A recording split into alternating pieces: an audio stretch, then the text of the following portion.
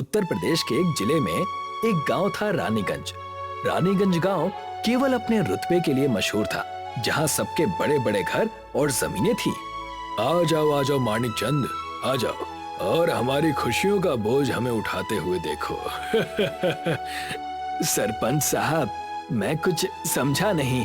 तुम तो ठहरे दुखियारे, बोझ भी तुम्हारे दुख से भारी है और यहाँ हम हैं, हमारा जीवन खुशियों से भरा है। सरपंच और उनके चेले की बात सुनकर मानिक चंद दुखी और मायूस होकर वहाँ से जाने लगा। हाँ, जाओ जाओ, अपने जीवन का थोड़ा सा दुख अपनी बौनी बेटी को भी दे देना, क्या पता उसकी हाइट बढ़ जाए।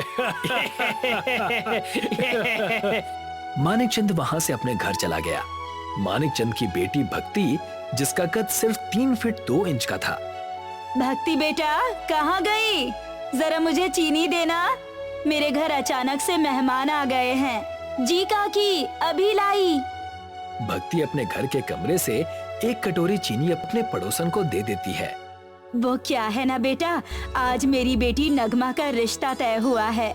दावत दूंगी, तुम आ जाना और अपने लिए कुछ दिनों का खाना भी ले जाना। क्या है, अब तुम्हारे पिता भी बूढ़े हो चुके हैं और तुम्हारी शादी तो होने वाली नहीं। काकी, ये तो बहुत खुशी की बात है, मैं जरूर आऊंगी। हाँ बेटा, आना ही है, तुम्हारी शादी तो होने से रही, कहाँ मिलेगा बूढ़ा दूल्हा। अच्छा चलो, मैं चलती हूँ। इतना कहकर भक्ति की पड़ोसन वहाँ से चली गई। पर ये सारी बात मानिक चंद ने सुन ली और अपनी बेटी भक्ति से कहा, बेटा, तुम क्यों इन गांव वालों से बात करती हो, जब ये तुम्हें तुम्हारे कद के कारण ताने मारते हैं। पापा, इनकी तो ये बचपन की आदत है और अब मैं उतना नहीं सोचती। और आप बताइए कि आपका दिन कैसा गया? मुझे बड़ी भूख लगी है बेटी, कृपा करके मुझे कुछ खाने को दे दो, तब मुझ में हिम्मत आएगी। जी पापा, मैं अभी लेकर आई। मानिक चंद अपनी बेटी भक्ति के साथ बड़े चाव से खाना खाते हैं। तभी भक्ति कहती है, पापा, घर पर ना तो कल के लिए अनाज बचा है, ना ही दूध, और गैस भी खत्म होने वाली है। न जाने कब बंद हो जाए। मैं घर आते वक्त इसका कोई इंतजाम करूंगा, तुम चिंता न करना। कल दोपहर के लिए थोड़ा सा बासी चावल रख लेना ताकि कुछ खा सको। खाना खाकर मानिक चंद सो जाता है, पर उसे नींद नहीं आती। वो अपनी जवान बेटी और घर की परिस्थिति को लेकर परेशान हो जाता है। अगले दिन मानिक चंद सुबह की पहली किरण होते ही रेलवे स्टेशन पहुंच जाता है। रानीगंज रेलवे स्टेशन यात्रियों से भरा हुआ था। खोली, खोली, ओए खोली। जी साहब, बताइए, मैं आपकी क्या सेवा करूं? ये सामान उठाकर रेलवे स्टेशन के बाहर गाड़ी में रखवा दो। जैसा आप कहें। एक बैग के पूरे 30 रुपए, आपके हुए 4 बैग तो हुए पूरे 120 रुपए। इतने बूढ़े हो, ये 4 बैग उठा सकते हो क्या? क्या बताऊं सेठ जी, जिम्मेदारियों ने ताकतवर बना दिया है, आप देखते रहिए बस। इतना कहकर मानिक चंद ने उस अंग्रेज के 4 बैग उठा लिए और रेलवे स्टेशन के बाहर गाड़ी में रखवाने चला गया। तभी एक बाइक ने आकर मानिक चंद को ठोकर मार दी और बाइक वाला फरार हो गया। हाय राम, ये क्या हो गया? मेरा पैर! बुढ़े, रास्ता देखकर नहीं चल पाए क्या? देखो, मेरा सामान गिरा दिया। अब जाओ, मैं तुम्हें 1 रुपया भी नहीं दूंगा। मानिक चंद को पैर में गहरी चोट लग गई थी। मानिक चंद को दवाखाने में भर्ती करवा दिया। अपने पिता की ये हालत देखकर वहाँ पर भक्ति भी आ गई। पापा, आप जल्दी ठीक हो जाएंगे, आप चिंता मत कीजिए, मैं हूँ ना आपके साथ। अब हमारा गुजारा कैसे होगा भक्ति बेटा? अब हम क्या करेंगे? ना तो पैसे हैं और ना ही हमारी कोई मदद कर रहा है। मैंने अपने सोने के कान के झुमके गिरवी रख दिए हैं ताकि आपके इलाज का पैसा भर सकूं। कल से मैं रेलवे स्टेशन पर कूली बनकर जाऊंगी। घर की लक्ष्मी को दूसरों का बोझ उठाना शोभा नहीं देता बेटा, पर मैं क्या करूं, मैं लाचार हूं। मानिक चंद अपने घर आ गया और आराम करने लगा और भक्ति ने कूली का काम शुरू कर दिया। Coolie, coolie, coolie. जी कहिए, आपका सामान कहाँ रख दूं? स्टेशन के बाहर गाड़ी में रखवा दो। भक्ति ने उस औरत का सामान गाड़ी में रखवा दिया और उससे पैसे ले लिए। बेटा, तुम और क्या क्या कर लेती हो? चेहरे से तो पढ़ी लिखी लगती हो तुम। जी, मैंने बीए पास किया है और अब मेरे पिताजी का ध्यान रखती हूँ। खाली समय में गांव के बच्चों को पढ़ाती भी हूँ। अरे वाह, ये तो बड़ी अच्छी बात है। ये लो मेरा कार्ड, और जब भी कोई जरूरत पड़े तो मुझे कॉल करना, मैं तुम्हारी मदद जरूर करूँगी। भक्ति ऐसे ही दिन में कूली बनकर घर चलाने का काम करती और रात को अपने पिता की देखभाल करती। धीरे धीरे भक्ति की चर्चा गांव भर में होने लगी। भक्ति बौनी कूली के नाम से प्रसिद्ध हो चुकी थी। ये बात सरपंच और उसके चेले को हजम ना हुई। मालिक, आपने सुना कि नहीं, आजकल क्या हो रहा है? सिर्फ एक ही बोलबाला है और वो है बौनी कूली का, उसी मानिक चंद की बेटी का। हाँ हाँ, बौनी कूली ना जाने क्यों हमारे गांव में पैदा हो गई है, इसे सबक सिखाना होगा। सरपंच और उसके चेले शक्तिमान ने तय किया कि भक्ति का भरे बाजार में मजाक उड़ाया जाए। इधर आओ भक्ति बेटा, मेरा सामान ट्रेन में रखवा दो, सिर्फ 2 बैग ही हैं। सरपंच ने उन दोनों बैगों ईंटें भरी हुई थी जो बहुत ही वजनदार थी। भक्ति उनकी चाल को समझ नहीं पाई और दोनों ईंटों से भरे बैग को उठाने की कोशिश करने लगी। ये तो बहुत भारी है। इस एक बैग का वजन तो 10 बैग के बराबर है। बेटा, इसके ही तो पैसे देते हैं हम, उन्हें उठाकर ट्रेन में रख दो, हमारी ट्रेन निकलने वाली है। भक्ति ने कई कोशिशें की उस वजनदार बैग को उठाने की, पर वो उठा नहीं पाई और इसी कारण सरपंच और शक्तिमान की ट्रेन छूट गई। तुम्हारी वजह से हमारी ट्रेन छूट गई, अब पूरे ट्रेन का हर्जाना हमें भरना पड़ेगा। दिल्ली जाने की एक ही ट्रेन थी, और नहीं तो क्या, बौनी होकर इतना बड़ा काम करना ही क्यों जब कर नहीं सकती तो? तुम्हारी वजह से हमारी मीटिंग भी हमें रद्द करनी होगी। मुझे माफ कर दीजिए सरपंच जी, आपको हमारे घर की हालत अच्छे से पता है। हम कहाँ जाएंगे, क्या करेंगे? करना क्या है, तुम्हें अपने गांव की जमीन हमारे हवाले करनी होगी और तुम्हारे पिता मानिक चंद को हमारे घर नौकर बनकर काम करना होगा। कृपा कीजिए हम पर, ऐसा मत कीजिए। सरपंच और शक्तिमान ने भक्ति की एक ना सुनी और गांव जाकर सभी के सामने भक्ति के पिता मानिक चंद की बेइज्जती की। कहाँ हो मानिक चंद, ये देखो, तुम्हारी बेटी ने हमारा लाखों का नुकसान करा दिया है। अब तुम सारी जमीन हमारे नाम करो और मेरे यहाँ चलकर मेरे घर का काम करो, जब तक तुम सारे पैसे ना दे दो। मानिक चंद उस वक्त बैसाखी के सहारे घर से बाहर आया। मैं आपके पैसे कहाँ से चुका पाऊंगा सरपंच जी, हमारे घर पर उतनी आमदनी नहीं है, सिर्फ 2 वक्त की रोटी हाथ आती है बस। अपने पिता को दया की भीख मांगता देख भक्ति की आंखों में आंसू आ गए। मैं आपके घर नौकर बनने के लिए भी तैयार हूँ, बस मेरी बच्ची को कुछ मत करना, मेरी बच्ची को छोड़ दो।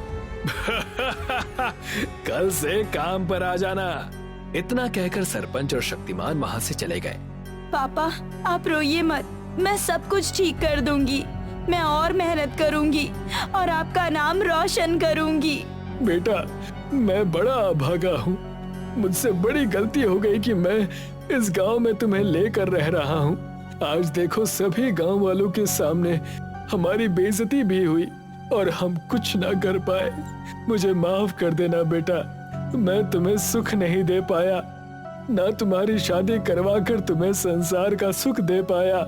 इन सभी चीजों में आपकी कोई गलती नहीं है पापा, आप तो दुनिया के सबसे अच्छे आदमी हैं। दूसरे ही दिन से मानिक चंद सरपंच के घर जाकर नौकरी करने लगा।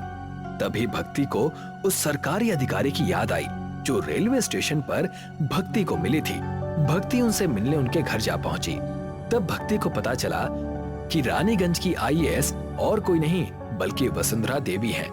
उनसे मिलकर भक्ति ने सारी बातें बता दी।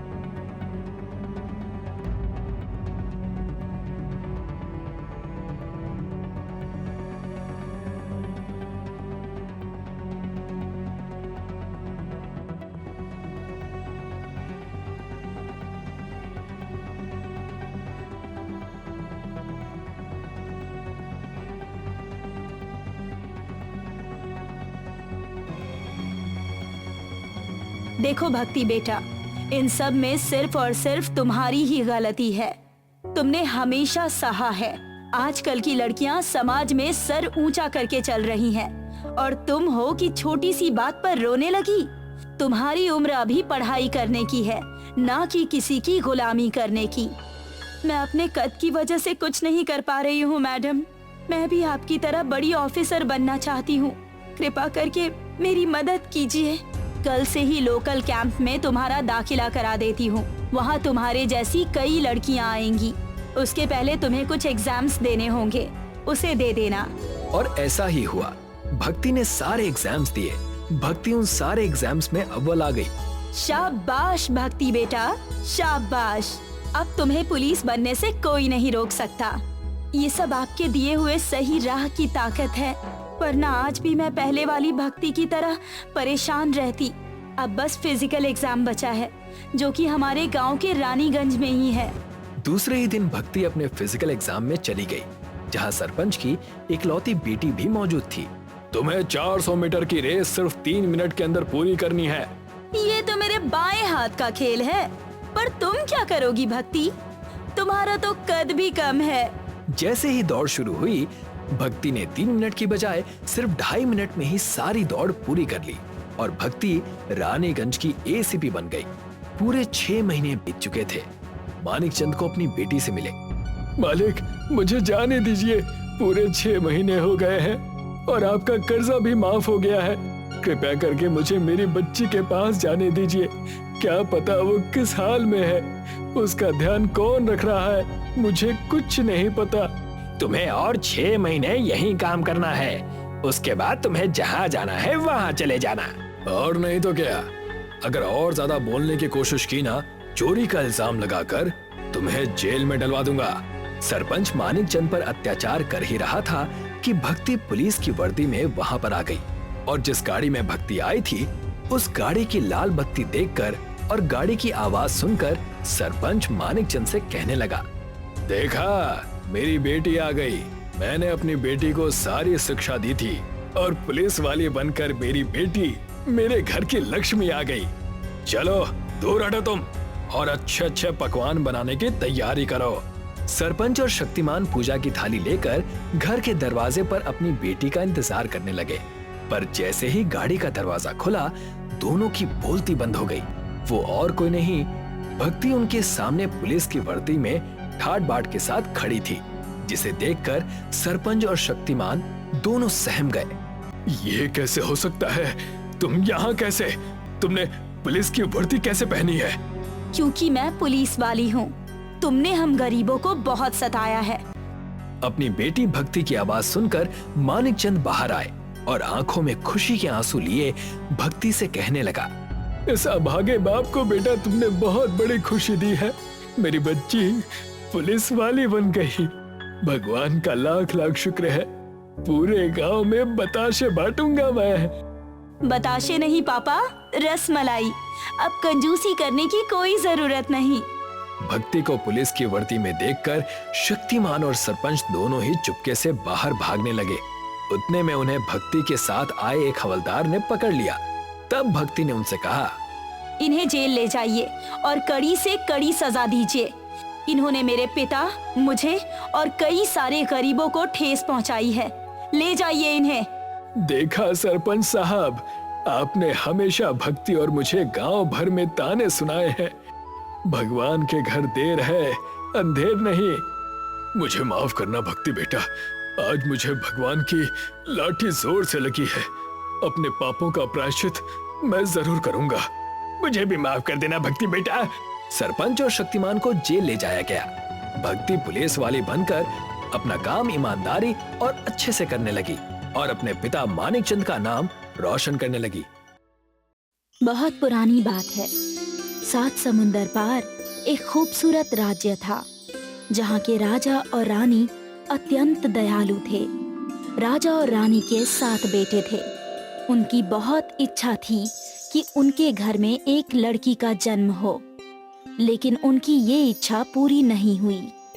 एक रात जब राजा और रानी खाना खाने के बाद नदी के किनारे टहल रहे थे, तो उन्हें नदी में एक टोकरी आती दिखाई दी। राजा ने तुरंत सेवक को नदी में भेजकर उस टोकरी को अपने पास मंगवाई। पूरे राज्य में उत्सव का ऐलान कर दिया। इस लड़की को हम अपनी बेटी की तरह पालेंगे।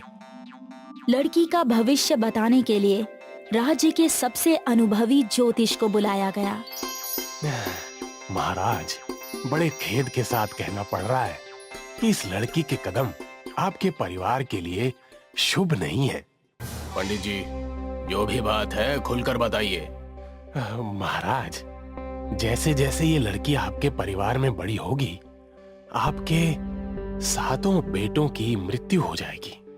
हाँ, ये तुम क्या बकवास कर रहे हो पंडित? क्या तुम होश में तो हो? सिपाहियों, ये पंडित को महल के बाहर निकाल दो। राजा ने ज्योतिष की बात का विश्वास नहीं किया, लेकिन जब लड़की का पहला जन्मदिन आया, तब राजा के सबसे बड़े बेटे की मृत्यु हो गई। तब राजा को ज्योतिष की बात याद आई। राजा ने तुरंत अपने एक सेवक को ज्योतिष को बुलाने के लिए भेजा, लेकिन सेवक खाली हाथ लौट आया। महाराज, कुछ दिन पूर्व ही ज्योतिष की मृत्यु हो चुकी है। मुझे पता लगा है कि उसका एक भाई पड़ोस के राज्य में रहता है। यदि आपकी आज्ञा हो तो मैं उसे उस पड़ोसी राज्य से बुला लाऊं। हाँ, अवश्य ही उसे बुलाकर लाओ। दूसरे राज्य से ज्योतिष को बुलवाया गया। मेरे भाई की भविष्यवाणी सही है। अब हमें विश्वास हो गया है पंडित जी, लेकिन अब आगे का रास्ता बताइए।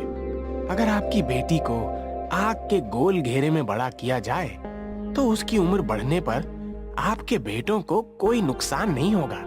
लेकिन ध्यान रहे, आग कभी बुझनी नहीं चाहिए।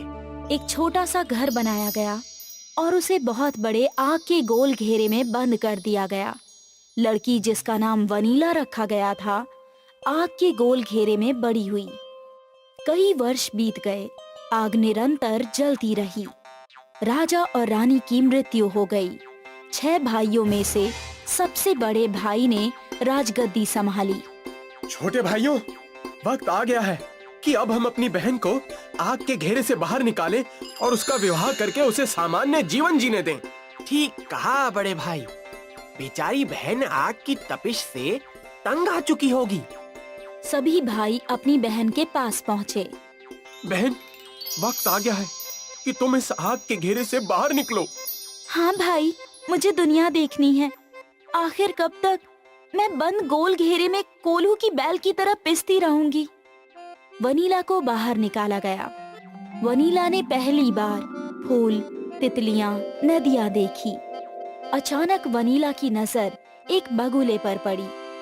वाह, कितना सुंदर पक्षी है। उस पक्षी को क्या बुलाते हैं? बहन, इस पक्षी का नाम बगुला है। मैं बगुलों के राजकुमार से शादी करूंगी और किसी से नहीं। अरे लेकिन हम बगुलों को राजकुमार कहाँ से लेकर आएंगे? मुझे नहीं पता, कहीं से भी लेकर आओ, लेकिन मैं शादी करूंगी तो सिर्फ बगुलों के राजकुमार से। एक भाई राज्य संभालने के लिए रुका और बाकी 5 बगुलों के राजकुमार को ढूंढने के लिए निकल पड़े। वो कोसों दूर तक गए, लेकिन उन्हें बगुलों का राजकुमार नहीं मिला। अरे भैया, खाने पीने का सामान खत्म हो चुका है। यदि जल्दी हम घर नहीं लौटे तो हम सब रास्ते में ही मर जाएंगे।